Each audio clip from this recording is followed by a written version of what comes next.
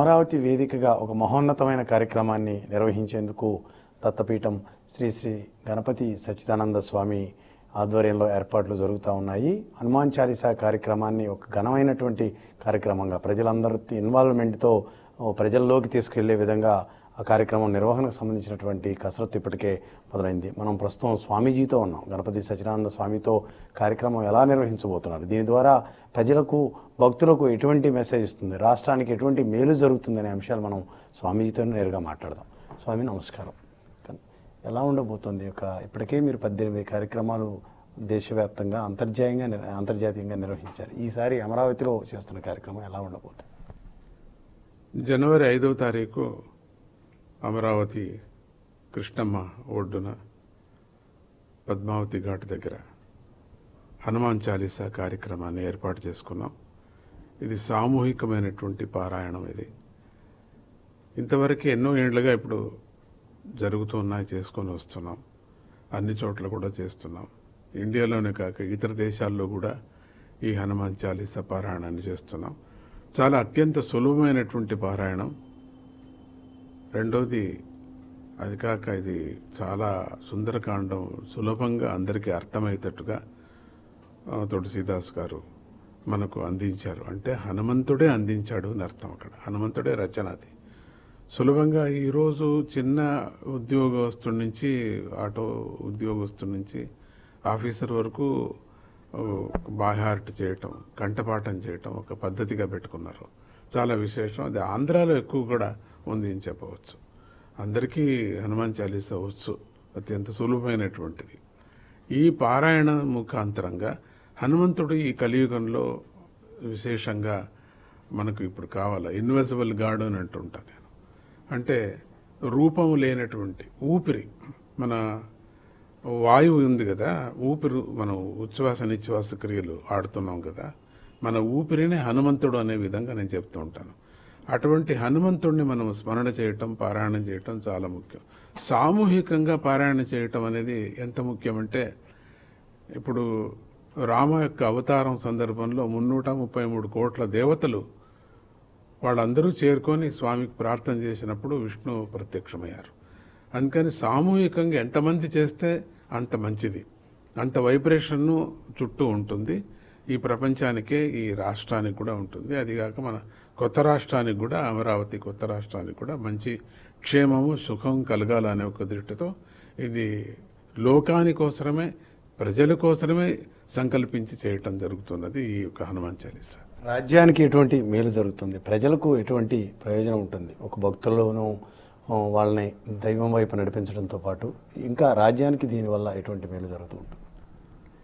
అది జరగాలనేటువంటి ఉద్దేశంతోనే, మేలు జరగాల, శాంతిగా ఉండాలా, ఏ విధమైనటువంటి మానసిక ఆందోళన లేకోకుండా ప్రజల్లో సుఖంగా ఉండేటట్టుగా పాడి పంటలు కరెక్ట్గా ఉండాలా, సరి అయినటువంటి సమయంలో మనకు వర్షాలు కుర్చాలా, ఎక్కువ అతివృష్టి అనావృష్టి లేకోకుండా మధ్యమంగా ఆ పరమాత్ముడు మనం కరుణించాలా అనే ఒక దృష్టితోనే ఈ పారాయణాన్ని చేపట్టడం. దాంతో ప్రజలందరూ కూడా సుఖంగా ఉంటారు. అదిగాక మన ఇప్పుడు ఉండేటువంటి అమరావతి రాజ్యంలో ఉండిన ప్రతి ప్రజను కూడా సుఖశాంతులతో ఉండటానికి ఆ వైబ్రేషన్ కారణమవుతుంది అని చెప్తున్నాను. నదీ తీరంలో ఇటువంటి పారాయణం చేయడం వెనుక కారణాలు ఏంటి, దాని యొక్క ప్రాశస్త్యం ఏంటి? మొట్టమొదట నదీ తీరంలో మేము చేస్తున్నాం. ఇంతవరకు సముద్ర తీరంలో చేశాము. మామూలు సిటీల్లో చాలా వరకు జరిగాయి, పల్లెల్లో చాలా వరకు జరిగాయి. ప్రతి పల్లెలోనూ కూడా చాలా వరకు హనుమాన్ చాలీసా చేస్తున్నాం కూడా. ఇప్పుడు కృష్ణమ్మ దగ్గర సన్నిధిలోనే అటు నీళ్లు ఇటు నీళ్లుగా చేయటం అనేది ఒక విశేషం. ఎందుకంటే మన ధర్మం అంతా పుట్టింది కూడా నదుల దగ్గరనే. మన సివిలైజేషన్ మనది పుట్టిందంతా నదుల దగ్గరనే. అటువంటి ధర్మాన్ని ఆచరించుకొని, అటువంటి అనుసరించుకొని ఈ కృష్ణమ్మ నది ఒడ్డు దగ్గర మనం అమ్మవారి దగ్గర పద్మావతి ఘాట్ దగ్గర చేయటం జరుగుతున్నది. యువతలో భక్తిభావం పెంచేందుకు ఈ తరహా కార్యక్రమాలు ఎంతవరకు ఉపయోగపడతాయి? హిందూ ధర్మాన్ని విశ్వవ్యాప్తం చేయడానికి ఈ కార్యక్రమాలతో ఎంతవరకు ముందుకు వెళ్ళే అవకాశం ఉంటుంది? దాంతో జ్ఞాపకం రావటానికి కోసమే, యువతరానికి కూడా జ్ఞాపకం రావటానికి కోసరం. రెండోది, ఇప్పుడు హనుమాన్ చాలీసా యువతరమే ఎక్కువ పాడుతున్నారని చెప్పవచ్చు. నా క్యాలిక్యులేషన్ ప్రకారంగా యువతరమే ఎక్కువ దీంట్లో భాగవహిస్తున్నారు, పార్టిసిపేట్ చేస్తున్నారంటే వాళ్ళు పంచుకుంటున్నారు. వాళ్ళకే మంచి బుద్ధులు రావాలా, వాళ్ళే మంచి చదువులు చదవాలా, మంచి సమాజంలో మంచి వ్యక్తులు కావాలా అనే దృష్టితోనే హనుమంతుడే ప్రసాదిస్తాడు. ఎప్పుడు హనుమంతుడికి జైకారం చేయటంతోనే, హనుమంతుడిని స్మరణ చేయటంతోనే దివ్యమైనటువంటి జ్ఞానాన్ని బుద్ధిని ఇస్తాడు అనే ఒక దృష్టితోనే దీన్ని సంతరించుకొని ఈ కార్యక్రమాన్ని చేస్తున్నాం. ఆ చాలీసానే ఎన్నుకోవడానికి అంటే దాని యొక్క ఏంటి ఆ వైబ్రేషన్ ఏ రకంగా ఉంటుంది, లేకపోతే దాని శక్తి ఏ రకంగా ఉంటుంది, ఎందుకు హనుమాన్ చాలీసానే దాన్ని ప్రథమంగా ఎన్నుకోవడానికి పఠించడానికి కారణం ఏమిటి? అదేం లేదు, అన్ని మంత్రాలు ఒకటేనే అయినప్పటికీ కూడా హనుమంతుడిని వెళ్ళుకోవటం ఏంటంటే, హనుమంతుడు ఈ ఊపిరిని ముందుగానే మీకు చెప్పాను. మన ఊపిరే అంటే మన ప్రాణదేవత. ఇప్పుడు శరీరంలో అన్ని రచన అయిన తర్వాత ప్రాణము, జీవము లేకపోతే ఇంకేమి శరీరం లేదు కదా, జీవమే శివుడు. అటువంటి శివుడు అవతారమే హనుమంతుడి యొక్క అవతారం. హనుమంతుడికి ఆ అవతారం కావటానికి శివుడు విష్ణువు యొక్క ఒక సందర్భం దొరికింది. గార్ధబాసురుని సంహారం చేసినప్పుడు, విష్ణువు గార్ధబాసురుని సంహారం చేసినప్పుడు చాలా సంతోషపడ్డారు శివుడు. నేను చేయనటువంటి పని నువ్వు చేశావు కదా, మన ఇద్దరం ఒకటే అనే విధంగా, వాళ్ళిద్దరూ ఒకటే అనే విధంగా ఈ కథ అనుసరించుకొని, నేను నీ అవతారానికి ఎప్పుడవుతుందో అప్పుడు నేను నీకు సేవ చేస్తానన్నాడు. లేదు, రామావతారం సందర్భంలో నువ్వు నాకు సేవ చెయ్యి అన్నాడు. అది దృష్టి శివకేశవులు ఇద్దరే అనటానికి, మరి ప్రాణం ఒకటి అనటానికి. అందుకని ఇవన్నీ దృష్టిలో పెట్టుకొని రామాయణంలో మహత్తరమైనటువంటి ఒక అంశము కాబట్టి ఈ హనుమాన్ చాలీసా దాన్నే ఎంచుకోవటం జరిగింది. స్వామి, మీరు 2015లో తొలిసారిగా పారాయణం దీన్ని ప్రారంభించినట్లున్నారు. అప్పటి నుంచి లక్షల మందితో కూడి అనేక సందర్భాల్లో ఈ కార్యక్రమాలు దేశ విదేశాల్లో సైతం నిర్వహిస్తున్నారు.